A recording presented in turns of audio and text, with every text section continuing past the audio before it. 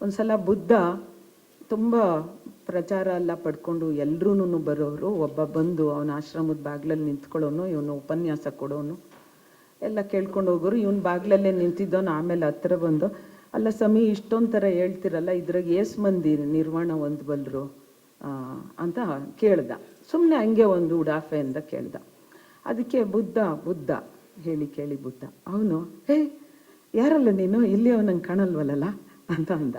ಅಯ್ಯೋ ಹೌದು ಸ್ವಾಮಿ, ನಾನು ಇಲ್ಲಿಯವನಲ್ಲ, ರಾಜಗೃಹದವನು, ಹೆಂಗೆ ಗೊತ್ತಾಯ್ತು ಸ್ವಾಮಿ ಅಂತ.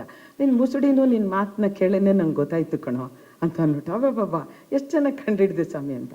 ಹೆಂಗೋ ಹೋಗ್ಬೇಕು ನಿನ್ನ ರಾಜಗೃಹಕ್ಕೆ ಅಂತಂದರೆ, ಅದು ಸ್ವಾಮಿ ಬೆಳಗಾಗಿ ಎದ್ದು 4 ಅವರ್ ದೂರ ನಡೆದು, ಆಮೇಲೆ ಒಂದು ಸಣ್ಣ ಗುಡ್ಡ ಅದೇ ಅದನ್ನು ಇಳಿದು, ಆಮೇಲೆ ಒಂದು ಹೊಳೆ ಹರಿತದೆ ಅದನ್ನು ದಾಟ್ಕೊಂಡು ಕಾಡಾಗಿ ಹೋಗಿ ಆಮೇಲೆ ಬೈಲ್ನಾಗ ಹೋದ್ರೆ ನಮ್ಮ ಊರು ಸಿಕ್ಕುತ್ತೆ. ಹಿಂಗಂತ ಹೇಳ್ಬಿಟ್ರೆ ನಿಮ್ಮ ಊರಿಗೆ ತಲುಪೋದೇನೋ ಅಂತ ಅಂದಾಗ, ಏನು ಸ್ವಾಮಿ ಹಿಂಗೆ ಕೇಳ್ತೀರಾ ನೀವು, ಅಡ್ರೆಸ್ ತಗೋಬೇಕು, ನಾನು ಹೇಳ್ದಂಗೆ ನಡಿಬೇಕು, ಆಗ ಹೋಗಿ ಗುರಿ ಮುಟ್ತೀರಾ ಅಂತ. ಅದಕ್ಕೆ ಅವನಂತಾನೆ, ನಾನು ಅಷ್ಟೇ ಕಣೋ, ಹಿಂಗೊಂದು ಸಂಕಟ ಅನ್ನೋದು ಐತೆ ಮನುಷ್ಯರಿಗೆ, ಮೀರ್ಕೊಳ್ಳೋಕ್ಕೊಂದು ಮಾರ್ಗ ಅದೇ, ಆ ಮಾರ್ಗ ಐತೆ ಅಂತ ನಾನು ಹೇಳಿದ್ದೀನಿ. ನಡೆದವನು ಹೋಗಿ ನಿರ್ವಾಣ ಪಡ್ಕೋಬೋದು, ನಡೆದಿದ್ದವನು ಅಲ್ಲೇ ಇರ್ಬೋದು, ಅಷ್ಟೇ ನಾನು ಮಾಡೋದು ಅಂತ ಅಂದಂತೆ.